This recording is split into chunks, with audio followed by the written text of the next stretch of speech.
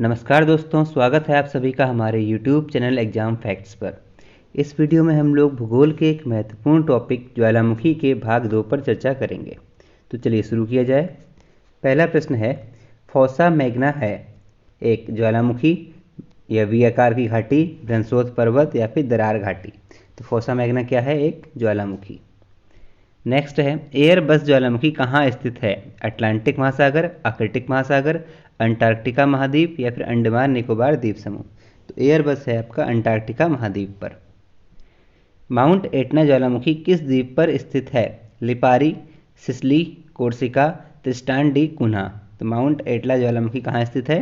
Sicily में। अगला प्रश्न है, निम्नलिखित में से कौन सा एक ज्वालामुखी पर्वत नहीं है? फ्यूजियामा, एंडीज, विसुवियस या फिर वासजेज। तो कौन सा एक ज्वालामुखी पर्वत नहीं है पूछा गया है, तो सही उत्तर होगा वासजेज। अगला प्रश्न है, विसुवियस ज्वालामुखी किस देश में स्थित है? कीनिया, इटली, इंडोनेशिया या फिर मैक्सिको।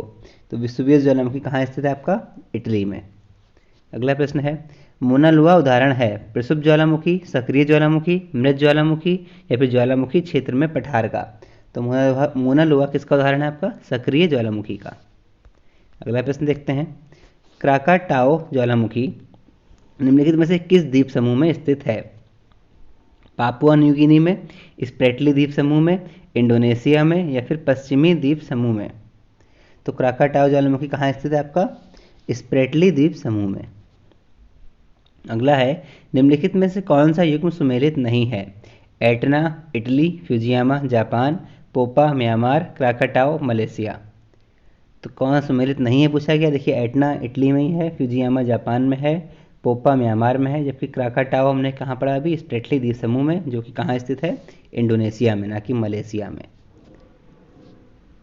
अगला प्रश्न है, किलिमंजारो पर्वत निम्नलिखित में से किस महाद्वीप में स्थित है? एशिया, यूरोप, अफ्रीका या फिर ऑस्ट्रेलिया। तो किलिमंजारो पर्वत कहाँ स्थित है? अफ्रीका में।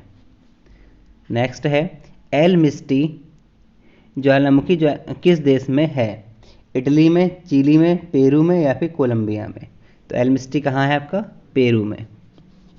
अगला प्रश्न है, ज्वाला खंडास्मी यानी पायरोक्लास्टिक्स क्या होता है? तप्त सेल के टुकड़े और लावा, लावा स्तर, निरावेशी गैसें या फिर भाप विस्फोटक। तो पायरोक्लास्टिक क्या होता है आपका? तप्त सेल के टुकड़े और लावा। अगला प्रश्न देखते हैं, फिलीपींस में कौन सा ज्वालामुखी लगभग 6 शताब्दियों तक सुप्त रहने के बाद फट पड़ा था? माउंट बैरन, माउंट फ्यूजियामा, माउंट उंजैन या फिर माउंट पिनेटुबो। तो सही उत्तर हो जाएगा इसका माउंट पिनेटुबो। अगला प्रश्न है, क्रेटर यानी कि ज्वालामुखी छिद्र मुख्यतः किस आकृति के होते हैं? गोलाकार, कीपाकार, शंक्वाकार या फिर लंबवत। तो क्रेटर का आकार कैसा होता है? कीप के समान यानी कीपाकार। अगला प्रश्न है, निम्नलिखित में से कौन सी गैस ज्वालामुखी उद्भेदन के समय नहीं निकलती है? ऑक्सीजन, हाइड्रोजन, अमोनिया या फिर कार्बन डाइऑक्साइड। तो ज्वालामुखी उद्भेदन के समय ऑक्सीजन गैस नहीं निकलती है। अगला प्रश्न है, ज्वालामुखी के उद्गार के समय निकलने वाली गैस में जलवाष्प की मात्रा कितनी होती है? 40 से 50%, 50 से 60%, 60 से 70% या फिर 80 से 90%। तो ज्वालामुखी उद्गार के समय जलवाष्प की मात्रा कितनी होती है? 80 से 90%। विश्व का सर्वाधिक ज्वालामुखी वाला क्षेत्र है? फिलीपाइन द्वीप समूह, जापान द्वीप समूह, पश्चिमी द्वीप समूह या फिर इंडोनेशिया द्वीप समूह। तो सर्वाधिक ज्वालामुखी वाला क्षेत्र कहाँ है विश्व का? फिलीपाइन द्वीप समूह। अगला प्रश्न है, निम्नलिखित में से कौन सुमेलित नहीं है? शांत ज्वालामुखी, देवबंद, जागृत ज्वालामुखी, स्ट्राम्बेली, प्रसुप्त ज्वालामुखी, क्राकाटाओ या फिर निष्क्रिय ज्वालामुखी एटना। तो पूछा गया कौन सा सुमेलित नहीं है। देखिए, शांत ज्वालामुखी देवबंद ठीक है, जागृत ज्वालामुखी स्ट्राम्बोली बिल्कुल ठीक है, प्रसुप्त ज्वालामुखी क्राकाटाओ सही है, निष्क्रिय ज्वालामुखी एटना ये उत्तर गलत है, यानी कि डी ऑप्शन सही हो जाएगा। स्ट्राम्बोली ज्वालामुखी कहाँ स्थित है? मार्टिनिक द्वीप में, लक्षद्वीप में, लिपारी द्वीप में या फिर हवाई द्वीप में। तो स्ट्राम्बोली कहाँ है आपका? लिपारी द्वीप में। आगे देखते हैं, निम्नलिखित में से कौन विश्व का सबसे ऊंचा ज्वालामुखी पर्वत है? Mount Pinatubo, mount Kilimanjaro, mount ताल या फिर माउंट कोटोपैक्सी। तो सबसे ऊंचा ज्वालामुखी पर्वत कौन सा है इसमें से? Mount Cotopaxi. अगला प्रश्न है, माउंट एयरबेस ज्वालामुखी निम्नलिखित में से किस महाद्वीप में स्थित है? यूरोप में, एशिया में, अंटार्कटिका में या फिर अफ्रीका में? तो माउंट एयरबेस ज्वालामुखी कहाँ स्थित है आपका? अंटार्कटिका में। अगला प्रश्न है, निम्नलिखित में से कौन प्रसुप्त ज्वालामुखी है? मोना लोआ, स्ट्रम्बोली, क्राकाटाओ या फिर एटना? तो प्रसुप्त ज्वालामुखी इनमें से कौन सा है? क्राकाटाओ। अगला देखते हैं, निम्नलिखित में से कौन सक्रिय ज्वालामुखी नहीं है? स्ट्रम्बोली, किलिमंजारो, एटना या फिर कोटोपैक्सी?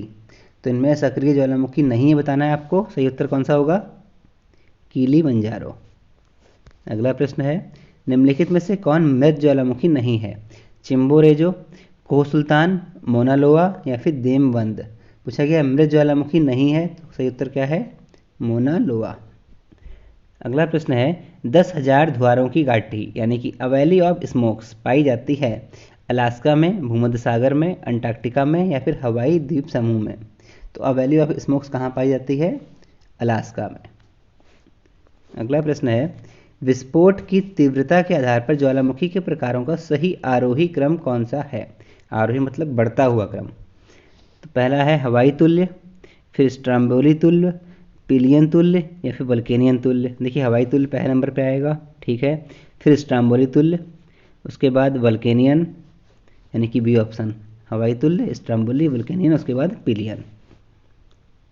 अगला प्रश्न देखते हैं, निम्नलिखित में से किस प्रकार के ज्वालामुखी में सर्वाधिक विस्फोटक उद्गार होता है? हवाई तुल्य में, पिलियन तुल्य में, स्ट्रम्बोली तुल्य में या फिर वल्केनियन तुल्य में? तो किसमें होगा सबसे ज़्यादा आपका? पिलियन तुल्य में। अगला प्रश्न है, पेले के बाल यानी पेलेस हेयर्स का संबंध निम्नलिखित में से किस प्रकार के ज्वालामुखी से है? टिल्लियन तुल्य, पिलियन तुल्य या हवाई तुल्य या फिर वल्केनियन तुल्य? तो पेलेस हेयर का संबंध किससे है आपका? हवाई तुल्य से। अगला प्रश्न देखते हैं, निम्नलिखित में से किस प्रकार के ज्वालामुखी की आकृति गोभी के फूल जैसी होती है?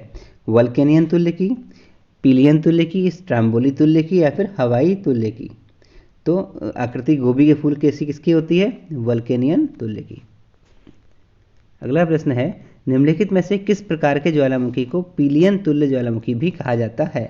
वल्केनियन तुल्य को, विसुवियस तुल्य, स्ट्रम्बोली तुल्य या फिर हवाई तुल्य? तो पिलियन तुल्य किसको कहा जाता है इनमें से?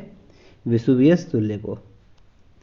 अगला प्रश्न है, पृथ्वी की सतह के नीचे द्रवीभूत शैल कहलाता है बेसाल्ट, लेकोलिथ, लावा या फिर मैग्मा? क्या कहलाता है? मैग्मा। अगला प्रश्न देखते हैं, ज्वालामुखी रिंग ऑफ फायर या घेरा किस महासागर से संबंधित है? प्रशांत महासागर, अटलांटिक महासागर, हिंद महासागर, आर्कटिक महासागर? ये हम लोग कल भी डिस्कस कर चुके हैं। तो रिंग ऑफ फायर कहाँ पर है? प्रशांत महासागर में। अगला प्रश्न है, ज्वालामुखी की सक्रियता अधिक पाई जाती है हवाई में, जापान में, कोलंबिया में या फिर न्यूजीलैंड में? तो सबसे अधिक सक्रियता ज्वालामुखी कहाँ पाई जाती है? जापान में। अगला प्रश्न है, संसार का सर्वाधिक सक्रिय ज्वालामुखी है कोटोपैक्सी, फ्यूजियामा, किलायू या फिर विसुवियस?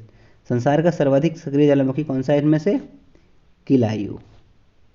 अगला प्रश्न, हाल ही के दिनों में सबसे विनाशकारी ज्वालामुखी में से एक किलायू ज्वालामुखी रहा है, यह कहाँ स्थित है? हवाई द्वीप पर, वियतनाम में, जापान में या फिर स्पेन? सही उत्तर हो जाएगा इसका हवाई द्वीप पर। अगला प्रश्न है, निम्नलिखित में से कौन सा ज्वालामुखी के सबसे विस्फोटक प्रकार का उदाहरण है? बाढ़ बेसाल्ट ज्वालामुखी, सिंडर शंकु ज्वालामुखी, कॉल्डेरा ज्वालामुखी या फिर शील्ड ज्वालामुखी? सबसे विस्फोटक कौन सा है इसमें से? कॉल्डेरा ज्वालामुखी।